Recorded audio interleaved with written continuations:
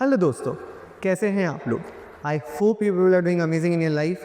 My name is Jai Chandani, नाम from तरिक्षास्क। सो दोस्तों, हम लोग फाइनली हमारे लास्ट वीडियो पर आ गए हैं। हमने जो सीरीज़ चालू करी थी C MAT previous year questions general awareness section, वो सीरीज़ का सी मैट 2024 स्लॉट 2 आज हम लोग डिस्कस करने वाले हैं। राइट नाउ 20 questions होंगे again, and the most important point to go in this video और to look for in this video is कि कौन कौन से सेक्शंस हैं, कौन कौन से सब्जेक्ट टॉपिक हैं जहाँ से ज़्यादातर क्वेश्चंस पूछे जाते हैं। Right, so watch the video till the end and make notes also. अगर आपको ये वीडियो पसंद आता है तो लाइक करना, अपने दोस्तों के साथ शेयर करना, एंड प्लीज़ अगर आपने अभी तक हमारे चैनल को सब्सक्राइब नहीं करा है तो subscribe to our channel, that motivates us. Right, let's begin with our video.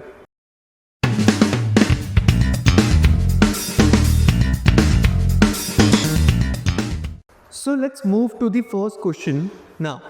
The first question was on again constitution. Constitution हमें मालूम है बहुत ही important part है। Almost हमने जितने भी papers देखे, हमने 11 videos देखे, we went through 11 previous years question sessions including this.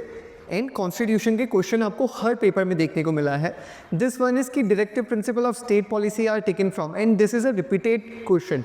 ये पहले भी पेपर में पूछा जा चुका है। The answer for this is constitution of Ireland. Right, आपको मालूम होना चाहिए कि कहाँ से क्या क्या लिया गया है। ठीक है, आपको डेफिनेटली ये सब मालूम होना चाहिए। आप यू मस्ट नो कि आयरलैंड से क्या बोरो करा गया है, कनाडा से क्या बोरो करा गया है। मैंने लास्ट लेक्चर में डिस्कस करा था रेसिडुअल पावर। ठीक है, रेसिडुअरी पावर या रेसिडुअल पावर, आर्टिकल 248, ठीक है, कनाडा से आया। राइट, फ्रांस से लिबर्टी वर्ड जो है, लिबर्टी फ्रेटर्निटी जो प्रीएम्बल में डला हुआ है, वो फ्रांस से इंस्पायर है।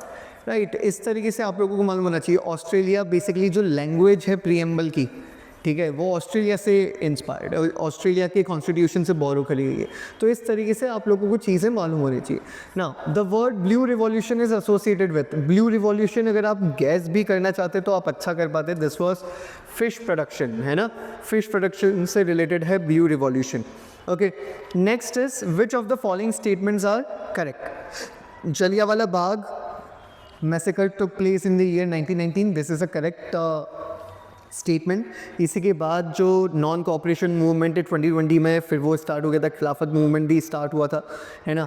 एंड चौरी चौरा एक्ट जो हुआ था, चौरी चौरा का जो इंसिडेंट है वो 2022 में हुआ था। हम लोगों ने ये सारी चीज़ें देखी हैं। ठीक है, तो इस तरीके से आपको ये याद होना चाहिए। जनरल डायर जो थे, जो ये मैसेकर के लिए रिस्पॉन्सिबल थे, राइट, तो people were agitated over the arrest of, क्यों वहाँ पर इकट्ठा हुए थे? तो बेसिकली इकट्ठा हुए थे जो वहाँ पर लोग हैं पीसफुल तरीके से, विदाउट एनी वेपन्स, वो लोग प्रोटेस्ट में इकट्ठा हुए थे। किस चीज़ के लिए? डॉक्टर सैफुद्दीन खिचलू जो हैं वो और उन सत्यपाल जो हैं उनके अरेस्ट के अगेंस्ट, ठीक है, तो असेंबल हुए थे। जनरल ओ डायर, तो ये भी करेक्ट स्टेटमेंट है। General Dyer fired at people who assembled in Jallianwala Bagh, ये भी करेक्ट स्टेटमेंट है। Gandhi ji returned his knighthood in this protest, नहीं भाई, गांधी जी नहीं, रविंद्रनाथ टैगोर। ठीक है, रविंद्रनाथ टैगोर, ठीक है, उन्होंने क्या करा था? उन्होंने अपना जो नाइटहुड का, यस, उनको सर बुलाया जाता था, वो अपना जो टैग है वो रिटर्न कर दिया था। Next is Sardar Hardayal killed General Dyer in London, ये भी गलत है।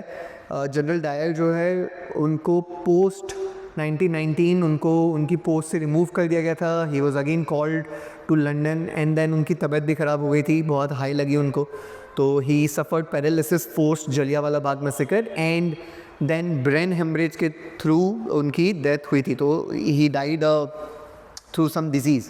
राइट, तो इसका आंसर क्या हो जाएगा? A, B and C only. Okay, let's move to the next question. Next क्या है? Who is the present vice president of India? So present आज की भी तारीख करूँ तो it is Jagdeep Dhankhar itself. Right, Jagdeep Dhankhar. ठीक है, मुझे बताओ स्पीकर कौन है ना? स्पीकर का नाम, प्रेसिडेंट का नाम मालूम होना चाहिए। आप लोगों को मिनिस्टर्स के भी नाम मालूम होने चाहिए। Important ministry and their ministers, है ना, important ministry and their ministers, ये आपको मालूम होना चाहिए। क्यों? क्योंकि लास्ट ईयर इलेक्शंस हुए थे। इससे याद आता है लास्ट ईयर जो इलेक्शंस हुए हैं 2024 में, इलेक्शन से रिलेटेड जो भी डेटा पॉइंट्स है, जैसे सबसे ज़्यादा नोटा जो बटन है वो कहाँ पर कौन सी कॉन्स्टिट्यूएंसी में प्रेस किया गया, है ना। तो सबसे ज़्यादा नोटा का वोट कहाँ दिया गया, ये सारे जो छोटे छोटे डेटा पॉइंट्स हैं ये आपको मालूम होना चाहिए। इसका भी आंसर मेरे को कमेंट बॉक्स में चाहिए, right. Next is given below are two statements. King Ashoka was the son of Chandragupta, नहीं, he was the grand son of Chandragupta Maurya, ठीक है, चंद्रगुप्त मौर्य के ग्रैंड सन थे, ठीक है। Statement 2, the war of Kalinga change the Ashoka and he became the follower of Jainism, no, ये भी गलत है, बुद्धिज़्म के फॉलोअर बन गए थे, बुद्धिज़्म के, ठीक है। So both statement 1 and statement 2 are false, right. Next is the first Bharat Ratna awards were not given to, तो it was given to doctor Sarvepalli Radhakrishnan, जो कि हमारे सेकेंड प्रेसिडेंट भी थे, है ना, राजेंद्र प्रसाद के बाद। Then doctor Chandrashekhar, CV Raman, तो CV रमन जिनके बिहाफ में हम लोग ही गेव रमन इफेक्ट जो थियरी है, नोबेल प्राइज़ भी, नोबेल पुरस्कार भी जीत चुके हैं, भारत रत्न का अवार्ड भी जीते हैं। और जिस दिन पर इन्होंने रमन इफेक्ट जो दिया था, ठीक है, ही लेड डाउन द प्रिंसिपल, उसी दिन पर 28 फरवरी को हम लोग अपना नेशनल साइंस डे भी सेलिब्रेट करते हैं। इनके जन्म दिवस पर हम लोग टीचर्स डे सेलिब्रेट करते हैं। देन श्री चक्रवर्ती राजा गोपालाचार्य, ठीक है, तो ये भी हैं जिनको भारत रत्न मिला था। ये फर्स्ट गवर्नर जनरल थे यूनियन ऑफ इंडिया के, first governor general of union of India, right. तो this is basically the correct answer, this is Pandit Govind Ballabh Pant, इनको नहीं मिला था पहली बार में। The famous instrumentalist Bismillah Khan was associated with which, तो बिस्मिल्लाह खान जो है वो शहनाई। आपको एक नाम मालूम होना चाहिए, तबला। इस लास्ट ईयर 2024 दिसंबर में 2024 दिसंबर, आई थिंक 15 दिसंबर 2024 को उस्ताद जाकिर हुसैन की डेथ हुई। Zakir Hussain, right, he is the famous tabla player हैं। और वाह चाय की अगर आपने वाह ताज की अगर आपने एडवर्टाइज देखी होगी तो आपको मालूम होगा उस्ताद जाकिर हुसैन कौन है। 22nd Commonwealth games 2022 were held in which city of the world, so the correct answer is Birmingham, ठीक है, इंग्लैंड में हुए थे। और 2022 में हुआ, अभी 2026 में होने वाला है अगला वाला, जो कि ग्लासगो में होगा, ठीक है, which is the biggest city of Scotland, ठीक है।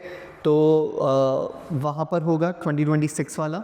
एंड नेक्स्ट इज़ कि भाई कॉमनवेल्थ गेम्स क्यों बनाए जाते हैं यहाँ, कब से स्टार्ट हुए, तो पहले ये बनाए जाते थे यहाँ, this were played between the British ruled countries, है ना। तो इस गेम का नाम भी ब्रिटिश एम्पायर गेम्स था, ठीक है। And then post the world war 2 जब कंट्रीज़ इंडिपेंडेंट होने लगी और काफ़ी सारी कंट्रीज़ इंडिपेंडेंट हो गई, तो बहुत सारी कंट्रीज़ इसमें ज्वाइन हुई। And now it is the second most important games played post और after Olympic games. Olympic games सबसे ज़्यादा खेले जाते हैं, सबसे ज़्यादा कंट्रीज़ पार्टिसिपेट करती हैं, एंड देन कॉमनवेल्थ गेम्स हैं, राइट। जो फर्स्ट गेम हुआ था this was in the year 1930, ये कनाडा में हुआ था, राइट। फर्स्ट टाइम जो कॉमनवेल्थ गेम्स हुए थे वो 1930 कनाडा में हुए थे, राइट। तो कुछ चीज़ें आपको डेफिनेटली मालूम होनी चाहिए। नेक्स्ट पर आते हैं, the first national education policy of independent India was commenced in the year, तो it was commenced in the year 1968 Indira Gandhi ji ने नेशनल एजुकेशन पॉलिसी दी थी, इंदिरा गांधी जी ने, ठीक है। 1986 में सेकेंड आई थी, जो कि राजीव गांधी जी की सरकार थी उस वक्त, Rajiv Gandhi ji.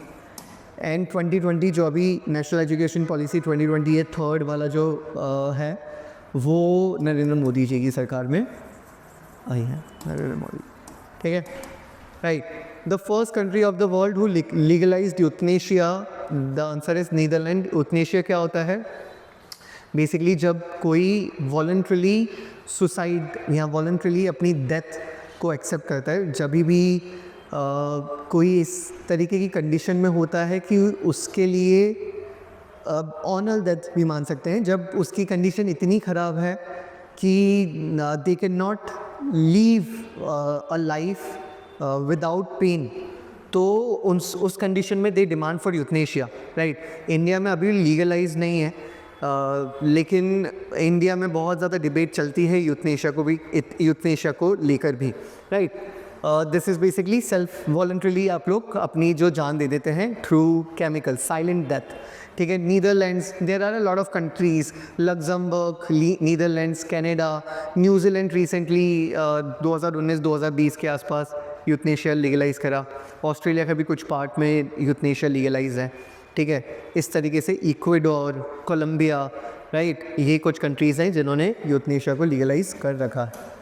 Next is match the following. तो these are the governor generals of the British Empire in India and these are the work done, और प्रॉबेबली उस टाइम पर किस टाइम पर हुआ है। तो वॉरेन हेस्टिंग्स जो हैं उन्होंने अबॉलिश करा था डुअल गवर्नमेंट। डुअल गवर्नमेंट कौन लेकर आया था? डुअल गवर्नमेंट जो कंसेप्ट है वो बंगाल में आया था। तो बंगाल में नवाब्स जो हैं उनका रूल, तो उनकी वो भी रूल कर रहे थे, उनकी भी उनका राज तो चल ही रहा था साइड बाय साइड। जो फर्स्ट गवर्नर जनरल थे बंगाल के, Robert Clive. So Robert Clive was the governor general at that point of time Bengal में, and he was the one जो dual government का concept लेकर आए थे, and वॉरेन हेस्टिंग ने इसको abolish कर दिया था, और complete जो control है बंगाल का वो ब्रिटिश रूल के अंडर आ गया था, राइट। देन लॉर्ड कॉर्नवालिस ने क्या करा था?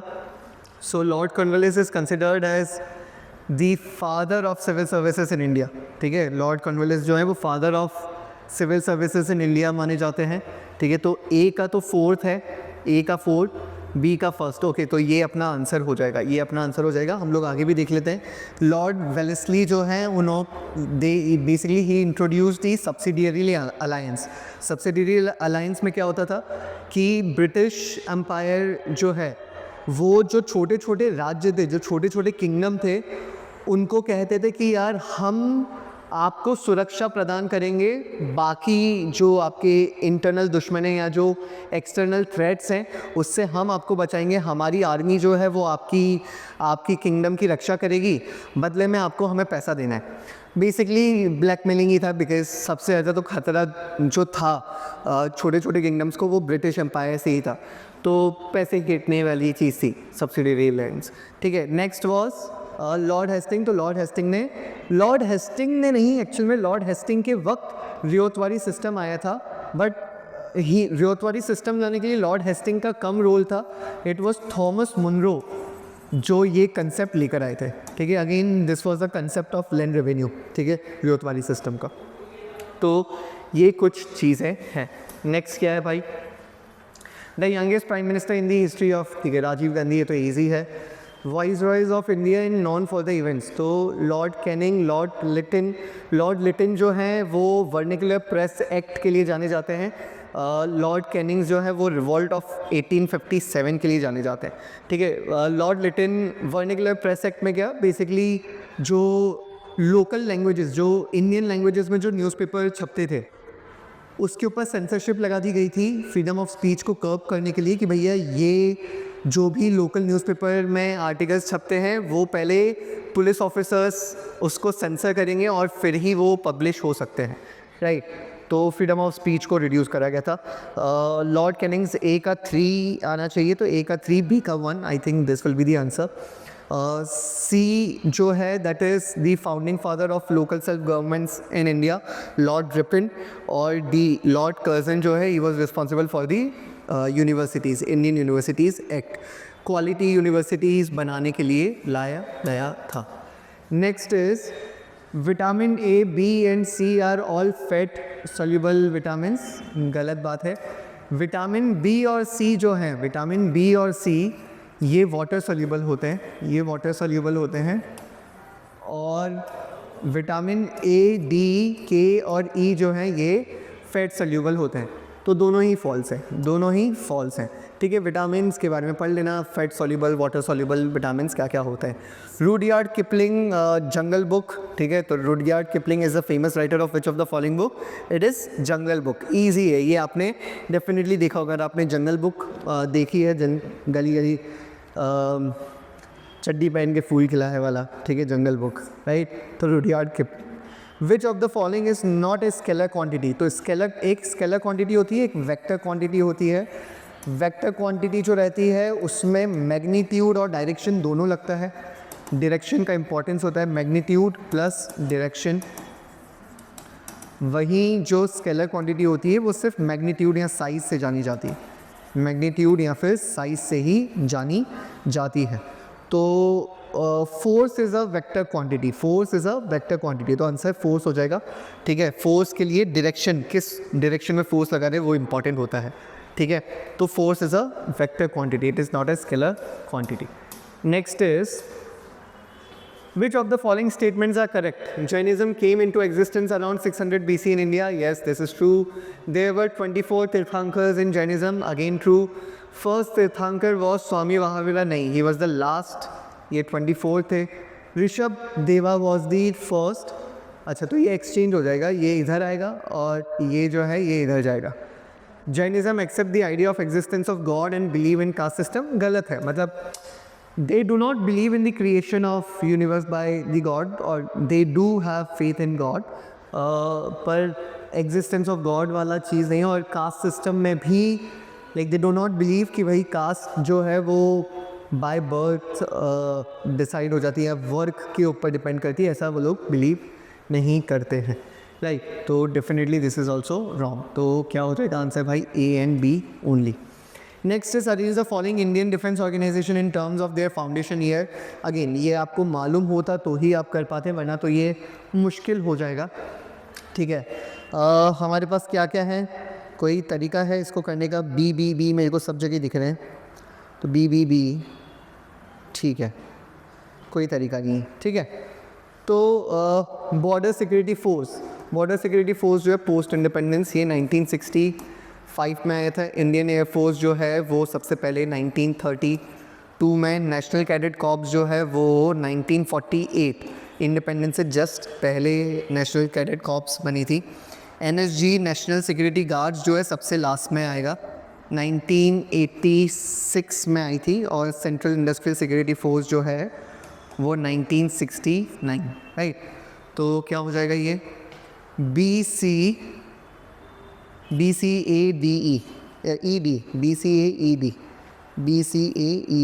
ठीक है, BCAED, राइट।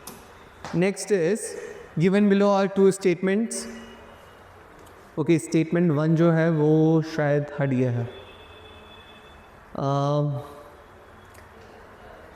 ठीक है। तो स्टेटमेंट 1 नहीं दिख रहा है, लेकिन Indus valley civilisation were not familiar with cotton, ठीक है, were not familiar with cotton, तो ये तो गलत है ना, they were familiar with cotton. तो जो स्टेटमेंट 2 है वो तो फॉल्स होगा। तो स्टेटमेंट 2 फॉल्स है, मतलब या तो ये आंसर होगा और या तो ये आंसर होगा, ठीक है, और कोई सा आंसर नहीं हो सकता। अगेन ये शायद कुछ गड़बड़ी हुई है, इसमें एरर हुआ है। तो इसका जो सोल्यूशन है वो अगर होता है तो मैं कमेंट बॉक्स में आप लोगों के लिए डाल दूंगा क्या स्टेटमेंट था। बट इंडस वैली के बारे में हम लोग ऑलरेडी डिस्कस कर चुके हैं 2024 के स्लॉट 1 में भी, तो आप लोग उसके बारे में डेफिनेटली पढ़ सकते हैं। नेक्स्ट क्या है?